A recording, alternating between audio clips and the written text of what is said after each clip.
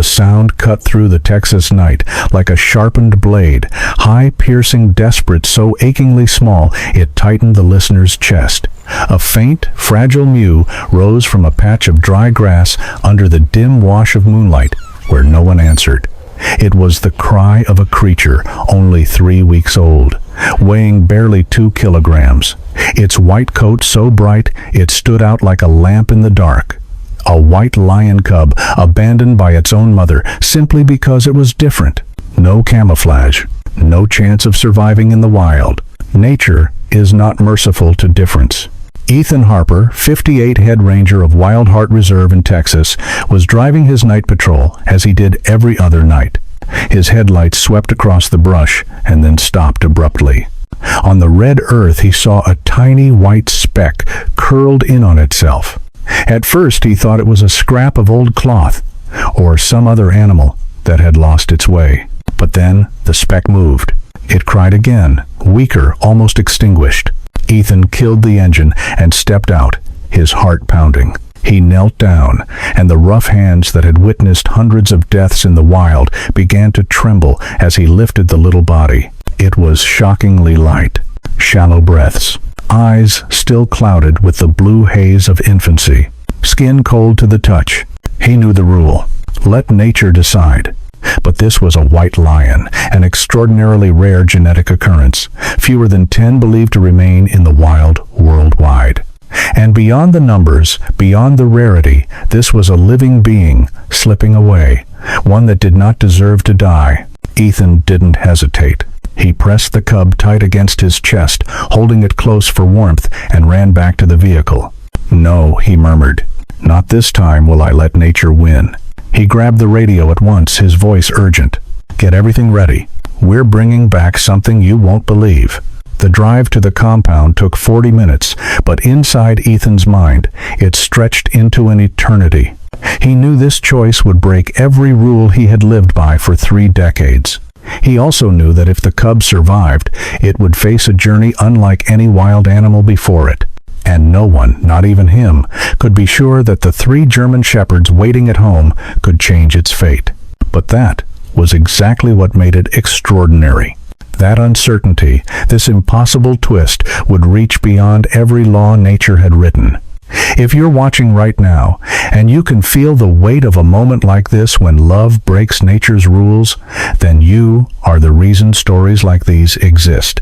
Before we continue, leave a comment and tell me what time it is, where you're watching from, and which city you're in, so I know just how far this story has traveled.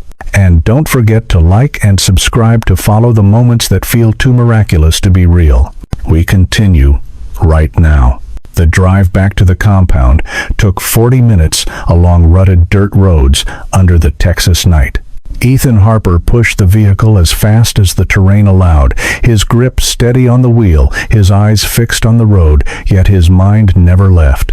The tiny body curled inside his jacket.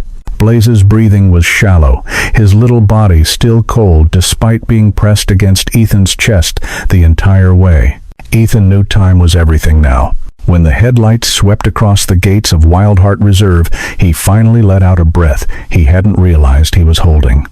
The reserve sat deep within open grassland, bordered by natural fencing and powered by solar arrays, a place where Ethan and his team had spent their lives protecting wildlife. He pulled up in front of the main house where Sarah Jenkins was already waiting. Sarah, 32. His trusted assistant, lived on site with 3 German shepherds. She stepped forward with a flashlight, worry clear in her voice. "You're back. How is it?" Ethan opened the door carefully and lifted Blaze out. "He's alive, but barely. Get formula heating pads, antibiotics. We need to move now." Sarah nodded and disappeared inside without another word. Ethan carried Blaze into his private room where all 3 dogs were already awake. They rose instantly, ears forward, noses testing the air. Duke, the alpha, 5 years old, large and powerfully built, his black and tan coat glossy with health, was the unquestioned leader. Bella, the beta, 4 years old, darker coated and gentler by nature, always the one who soothed. Scout, the gamma, just 2 years old, energetic, curious, and sometimes impulsive. Ethan knelt down, his voice low and steady. "Easy, boys. We have a new guest." Duke stepped forward, first nose working carefully. The scent of a big cat. The scent of illness. The unmistakable scent of a lion cub. A low rumble formed in his chest, not a growl, but a question. Bella slipped past Duke's shoulder, softer in her approach. She lowered her head and gently licked the crust from Blaze's eyes. Scout pushed in, next curious, a touch jealous, his tail wagging hard before stopping abruptly. Blaze, weak as he was, opened his eyes and followed the movement. In that moment, something invisible passed between them. Bella licked him again, the way a mother cleans her young.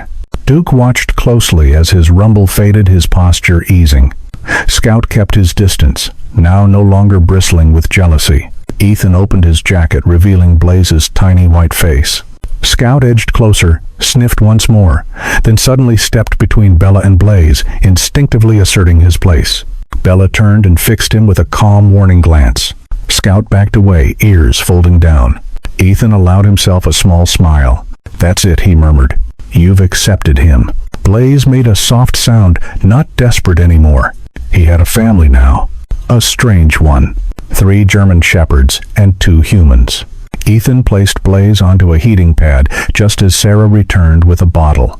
He began feeding him, drop by careful drop. Duke lay on one side, Bella on the other. Scout settled a little farther back, but never took his eyes off them. Together they formed a circle of warmth and protection. Ethan knew this decision would change everything, not just for Blaze, but for the pack, and he was ready to face whatever came next. The first 96 hours would decide whether Blaze lived or died. Ethan set up a nursery inside his own bedroom, a small corner fitted with an adjustable heating pad, a specially formulated bottle for big cats, and a monitor tracking each fragile breath. He and Sarah took turns staying awake, feeding Blaze every 2 hours. At first the amount was only a few milliliters, but Blaze suckled with desperate determination, even as his body remained weak. Duke and Bella positioned themselves automatically on either side of the heating pad, forming a corridor of warmth made of living bodies. Duke lay to the left, his large frame shielding Blaze from the cold air drifting in from the window. Bella curled on the right, gentle and precise, creating a place where Blaze could rest his head. Scout stayed near the door, his eyes never leaving, Blaze sometimes stepping closer, then backing away again, as if weighing every move. At 2 in the morning, Ethan woke for the next feeding and found Duke with his head resting close to Blaze, his breathing slow and steady like a metronome. Bella softly licked Blaze's ear as he stirred. Scout lay about a meter away, his tail tapping lightly against the floor. By hour 48, Blaze had gained 200 grams.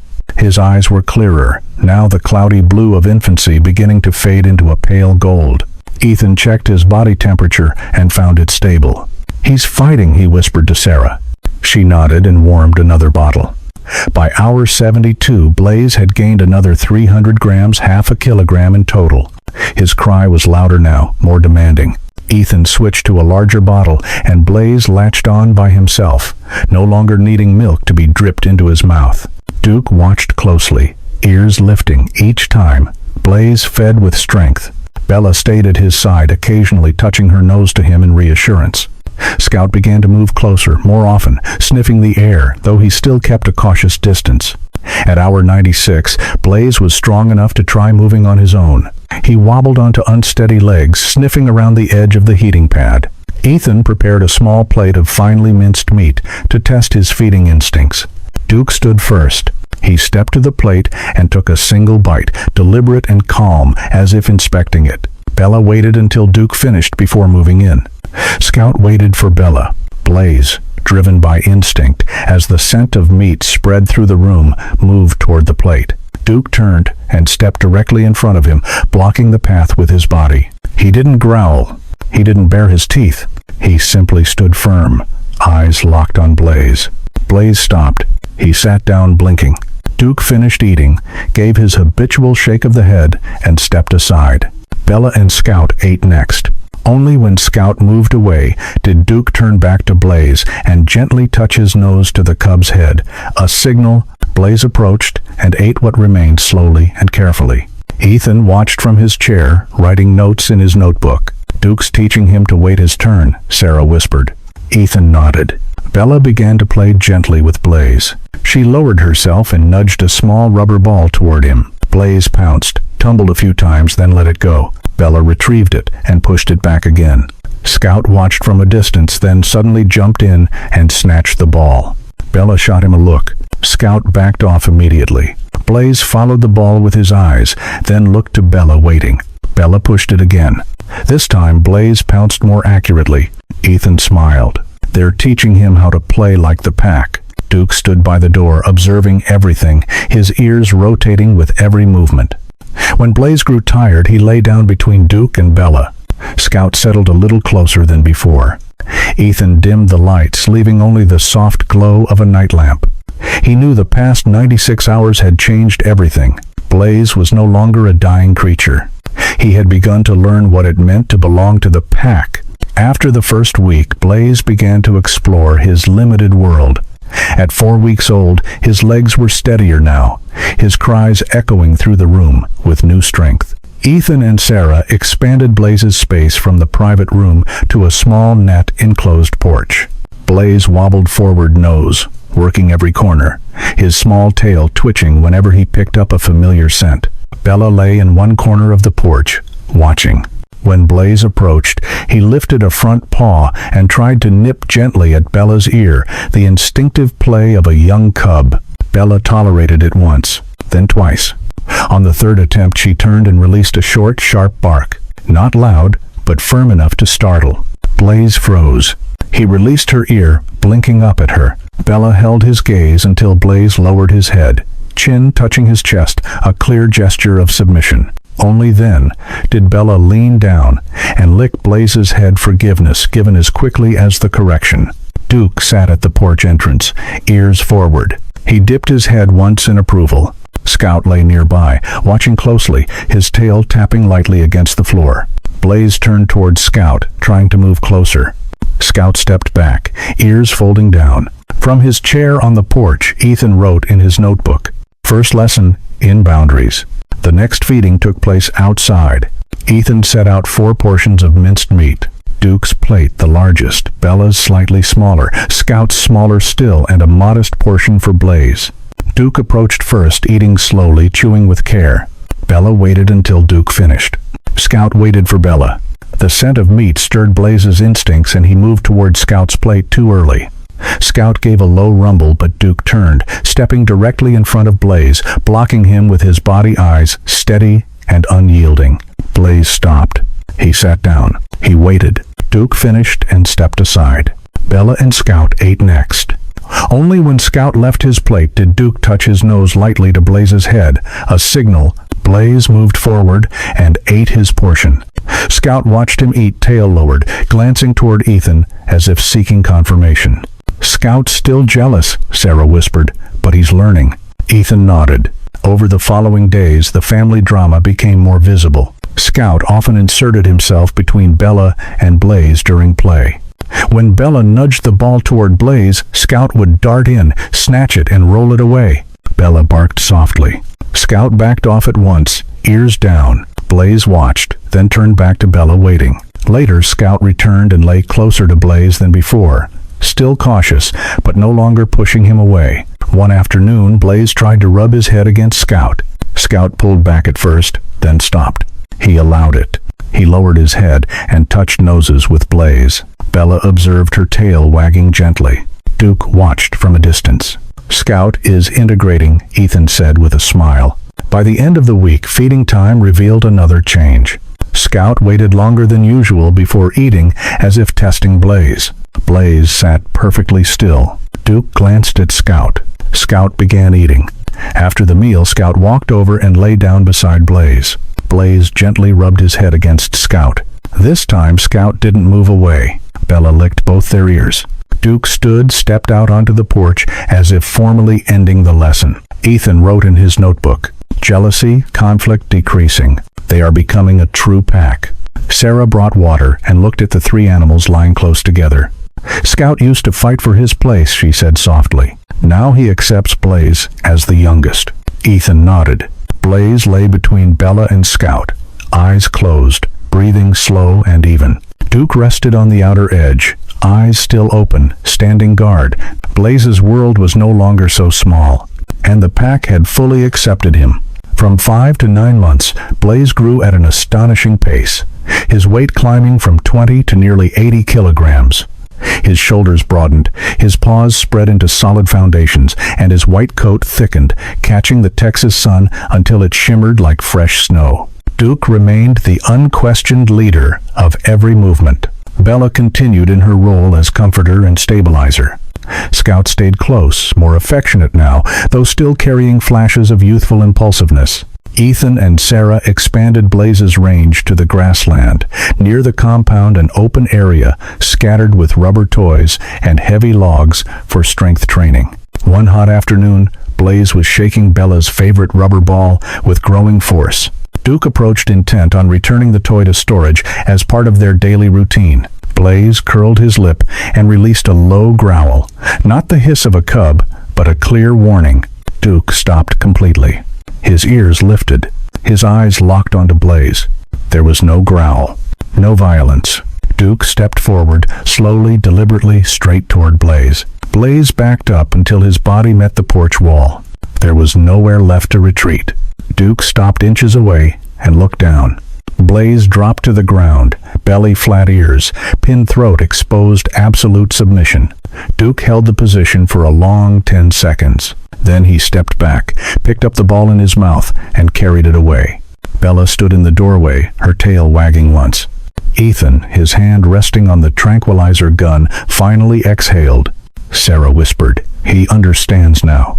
Blaze remained still for another full minute before slowly rising and walking to Bella, pressing his head against her shoulder in apology. Bella licked his ear. Duke returned to his post. From that day on, play became more careful. Blaze learned to retract his claws when pouncing. One morning during play in the open field, Blaze misjudged a leap toward a ball Bella had rolled. His massive paw claws, partially extended, caught Scout across the shoulder. Scout yelped and went down. The wound was shallow, but blood appeared. Blaze froze. The joy drained from him instantly. Duke arrived in seconds, assessed the scene, and acted not with aggression, but with authority. He placed his front paw firmly on Blaze's head and pressed down. Blaze collapsed, rolling onto his side, exposing throat and belly, total surrender. Duke turned to Scout and licked the wound clean. The injury was painful, but not serious. Bella approached, touched noses with Scout, then moved to Blaze, who still hadn't moved. She licked his ear gently. Scout stood slowly, shook himself, then lay down beside Blaze, as if nothing had happened. From that day forward, Blaze's control became absolute.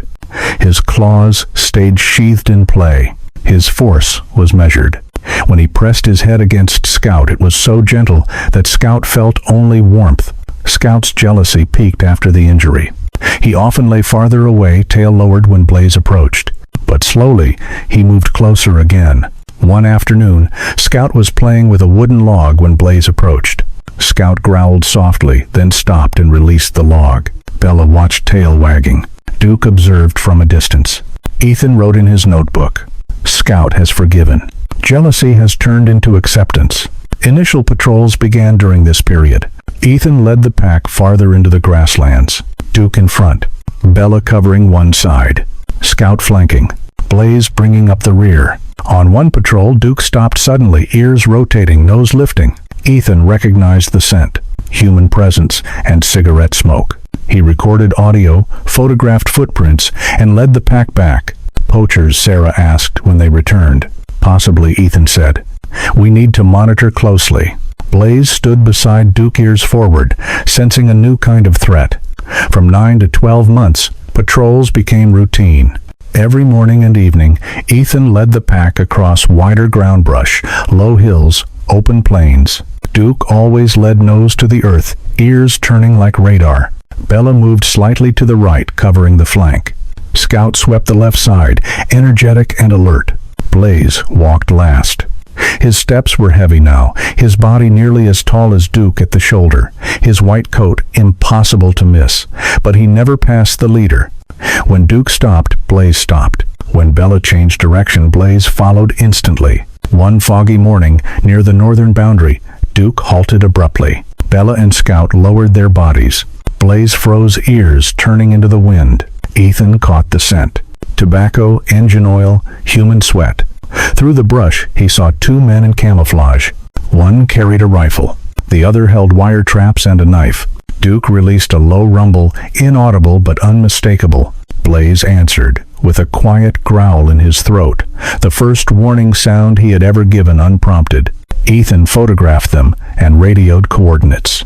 Suspected poachers. Setting traps. The reply came quickly. Patrol unit en route. Do not engage. The men sensed something. They packed up hurriedly and retreated. One turned back and shouted into the fog, "You think you're safe? I'll be back." The pack stood motionless until the figures vanished. Back at the compound, Ethan forwarded everything to the U. Fish and Wildlife Service.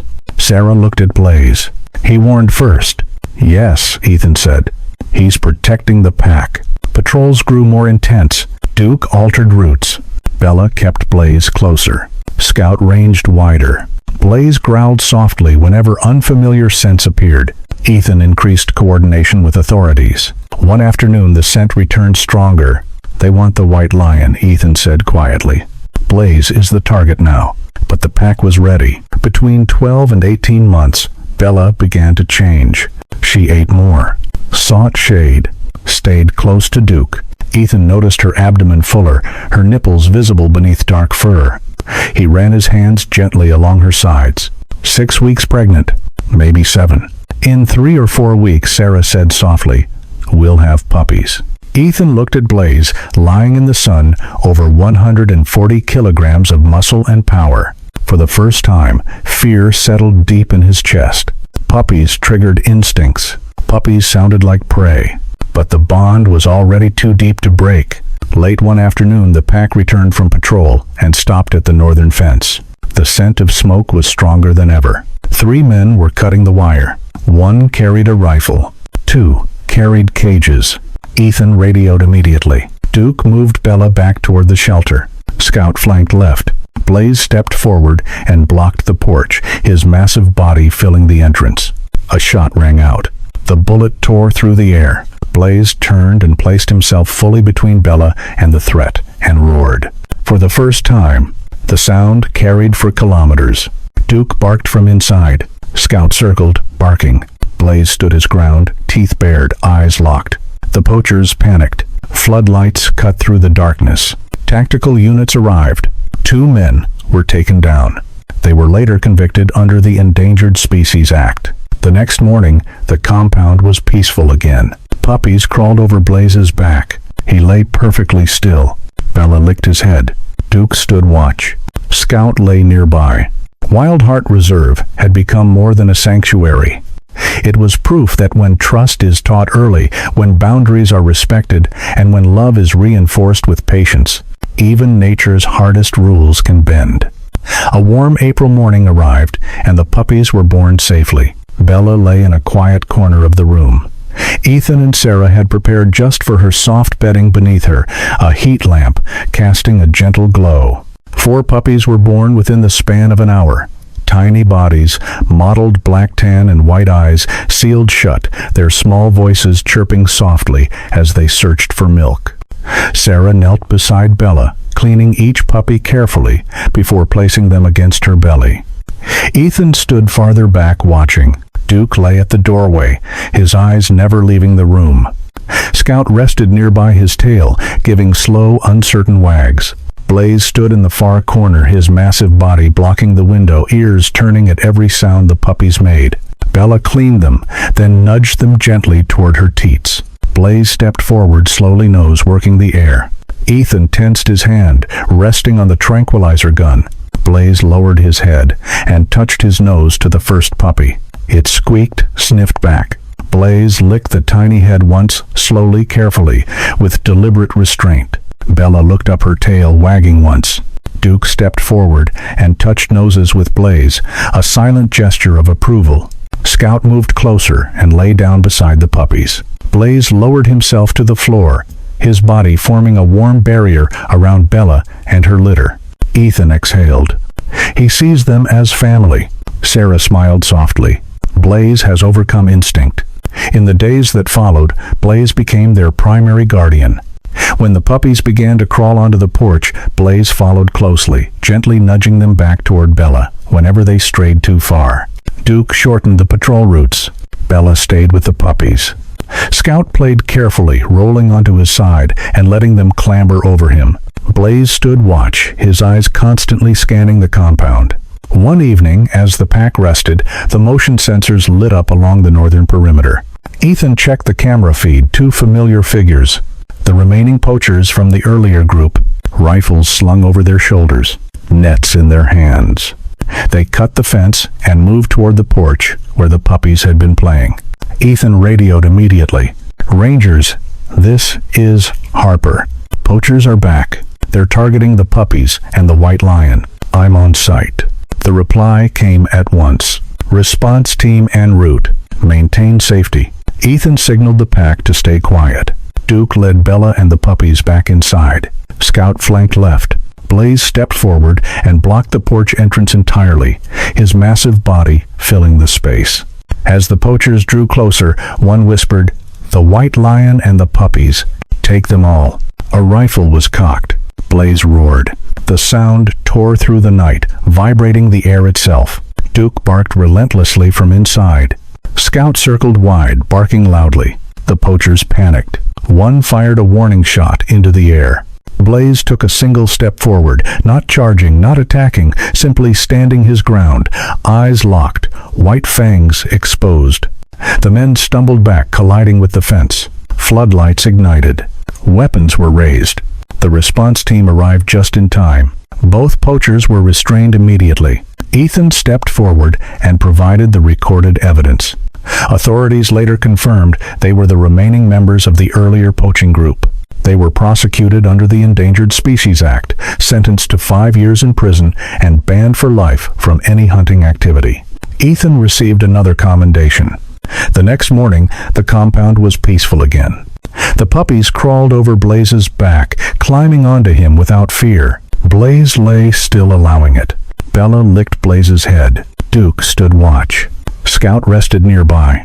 Sarah knelt beside the puppies, stroking their fur, then looked up at Ethan.